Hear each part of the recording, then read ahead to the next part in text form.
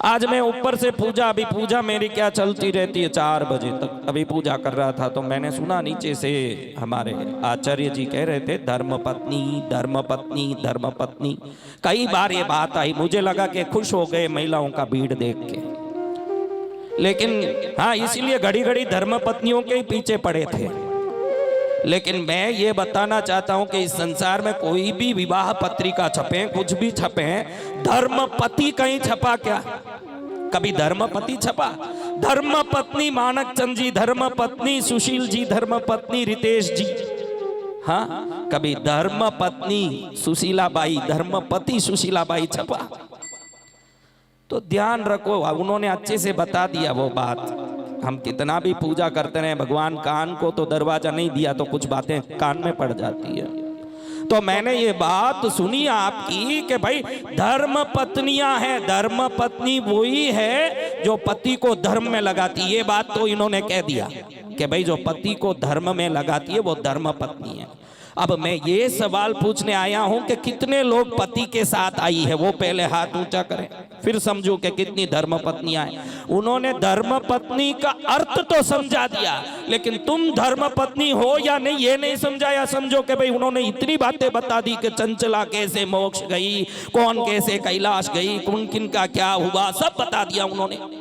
अब तुम्हारा भी यही होने वाला है, शिव कथा में बैठे हो, जैसे रंक का होगा वैसे राजा का होगा, जैसे राजा का होगा वैसे रंक का होगा। शंकर की कथा का पुण्य तुम सबको भी एक दिन कैलाश ले जाएगा कि नहीं? बोलो, हाथ ऊंचा करो। किन किन को विश्वास है कि शंकर की कृपा हो रही है? अब ये महिलाओं को पूछना चाहता हूं कि तुम्हारे ऊपर शंकर की कृपा हो जाए, जो जो पति को छोड़ के आई है उनको पूछ रहा हूं कि तुम्हारे ऊपर शंकर की कृपा हो जाए और तुम्हारा पति इसी संसार में भैंस की तरह रखड़ता रहे, किस किस को ये राजी है इस बात में? बताओ, हाथ ऊंचा करो। कौन कौन है? देखो माता जी उतारे, मेरा पति भैंस जैसे फिरे में मैं राजी होती हूं। अरे माता जी ये क्या कर दिया? अभी आप कर्म पत्नी हो गई, धर्म पत्नी नहीं हुई। अब मैं पूछता हूं कि आपका पति भैंस की तरह रखड़ता रहे संसार में और आप कैलाश में शंकर चरण में मजा लें, कौन कौन चाहते हैं? कौन कौन चाहते हैं? और कौन कौन नहीं चाहते हैं वो हाथ ऊंचा करो। कौन कौन नहीं चाहते कि मेरा पति भी मेरे साथ आना? कौन कौन चाहते हैं? तो फिर छोड़ के क्यों आई? वो घर में बैठे कैलाश जाएगा ना, तुम शिव पुराण में बैठे कैलाश जाओगे, ये कैसे हो सकता है? या तो दोनों धर्म करोगे तो जाओगे, या ना दोनों पाप करोगे तो यहाँ रखड़ोगे। एक तो वहां चले जाए ना, एक यहाँ रखटे, ये न्याय है क्या? न्याय है? बोलो, न्याय है? अबे किस किस चीज में जिद्दी करती हो? आप जितनी महिलाएं बैठी हो इसमें आज तक एक बार तो भी थिएटर जाके पिक्चर देखा वो कौन कौन है? हाथ ऊंचा करो। इसमें क्या शर्म आ रहा है? हाथ ऊंचा करो। किसने पिक्चर देखा है एक बार भी? हाथ ऊंचा करो। सबने देखा ना? कभी अकेली गई क्या? पिक्चर देखने अकेली नहीं जाती, घूमने जाए तो अकेली नहीं जाती, गलियों में जाए तो अकेली नहीं जाती, दुनिया में किसी काम में फिरने शादी में अकेली बोले कि भाई जा तेरे पियर में शादी है, मैं नहीं जाऊंगी, आप आओ तो जाऊंगी। हाँ, जब शादी में अकेली नहीं जाना है, पति के साथ जाना है, घूमने जाए पति के साथ जाना, पिक्चर में जाए पति के साथ जाना है। कभी एक बार भी कोई औरत अकेली अपने परिवार को छोड़ के पिक्चर देखने गई होगी क्या? एक ऐसी है क्या? बड़े भारत में ये शर्म की बात है कि कथाओं में आके अकेली बैठ जाती है। देखो, दुनिया घूमने अकेली जाओगी तो चलेगा, पुण्य कमाने साथ आओगी तभी धर्म पत्नी कहलाओगी, वरना धर्म पत्नी नहीं। कब हो धर्म पत्नी? धर्म पत्नी ऐसी हो जो अकेले आके बैठ जाए। यहां देखे तो 10-15 बूढ़े बैठे हैं जिनके दांत पड़ गए, बाकी के पति वहां कमा रहे हैं। ये सोच रहे तू कमा बेटा कमा, मैं यहाँ जाके पुण्य कमा के लाऊं। आपका पुण्य आपको ही काम आएगा। अगर 2 डिग्री बुखार भी किसी का किसी को परिवर्तित नहीं हो सकता है तो पुण्य कभी किसी को परिवर्तित नहीं हो सकता। ध्यान रखना। समझो कि भाई उसको 100 डिग्री बुखार है, मेरे को चिन्नू है 96 है, एकदम नॉर्मल है। अगर दो इधर उधर कर लें तो दोनों का ठीक हो जाए, कोई कर सकेगा? ध्यान रखना, 2 डिग्री बुखार भी बदल नहीं सकता तो पुण्य पाप बदल नहीं सकता। आपका पुण्य आपके साथ आएगा और आपके परिवार को भी पुण्य साथ आए, इसीलिए आपको धर्मपत्नी कहते हैं। भाई परिवार को भी पुण्य साथ दूं, कह दो कल जाके पति को।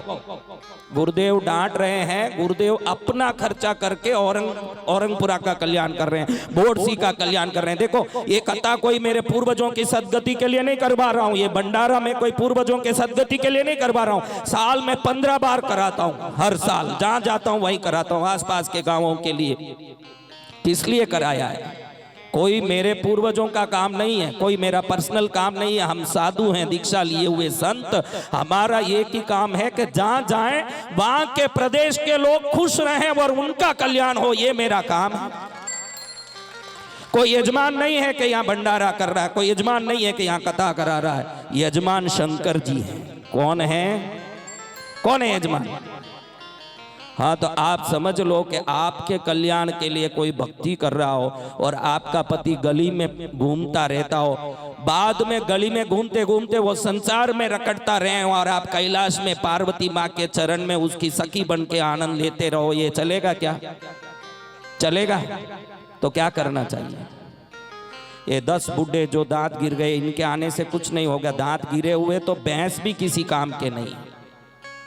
हाँ, उसके भी दूध दूने बंद हो जाते हैं। ये तो इनको घर में काम नहीं और बहुएं मार के भगाती है करके यहाँ आके बैठ गए। हाँ, आना चाहिए उनको जिनमें अभी भी जवानी और शक्ति बाकी है। ध्यान रखना, ये जो खेतों में आपने देखा हो तो ये आल की सब्जी कैसे उगाई जाती है, देखा होगा आपने। आल की सब्जी, उसके नीचे एक डोरा बांध के पत्थर लटकाया जाता है। ये छोटा सा होता है तभी पत्थर बांध दिया जाता है। जब पत्थर बांध दिया जाता है तो उस पत्थर के वजन से वो सीधा उगता जाता है। और जिस आल के नीचे डोरा नहीं बांधा, पत्थर नहीं बांधा, वो टेढ़ा मेढ़ा हो जाता है। बुढ़ापा नहीं, भरी जवानी में भक्ति होनी चाहिए ताकि 16 साल में मार्कंडेय ऋषि की तरह हम कैलाश पर्वत की यात्रा कर सकें।